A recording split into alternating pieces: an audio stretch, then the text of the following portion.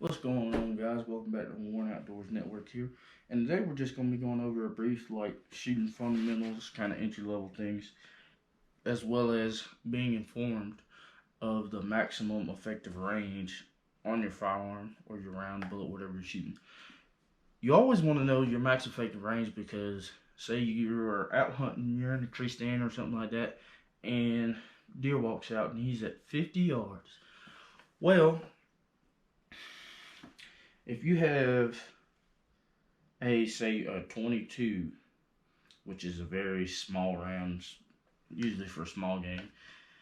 If you're lucky and you hit the right spot, you just might kill the deer, but I wouldn't suggest going with that caliber. But you have a 6.5 Creedmoor. You shoot him in the vital organ, you know you get a good hit, boom, that deer's gonna die, no question. But now, say you're at same scenario, but you're stalking this time and you spot a deer out with some binos, and that deer's at 1,500 yards, and you have a 6.5 Creedmoor. Now, you possibly could hit that shot, but you would have to know a lot as far as your dope on your firearm, which is short for data on previous engagements, know the proper adjustments and all those things. Now, if you don't, more than likely you're not going to be able to take that shot. So that's why it's also important to have some knowledge of your maximum effective range.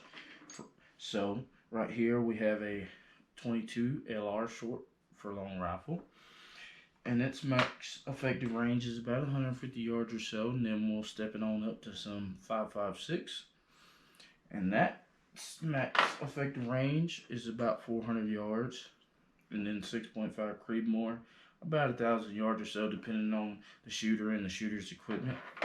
Then we have a shell casing. We don't have the actual round, got a Sharpie in place, of a 50 cal, otherwise known as 50 BMG, and that's max effective range is about 1,800 yards. Now, knowing that, you know that when you are at say a flat range or whatever, and you're shooting, and you kind of want to stretch it out a little bit and see how far it could go. You also know like your limitations as far as other things that come into play when you where you can kind of factor in, such as like wind or gravity and things of that nature. Now, this 22 has been cleared for demonstration purposes.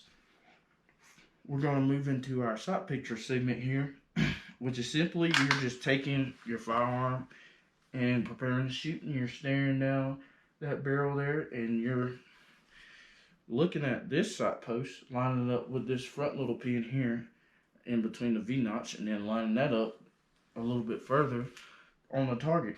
Excuse my non-artistic skills, but we have a target here, paper target, thanks to Bear Solutions.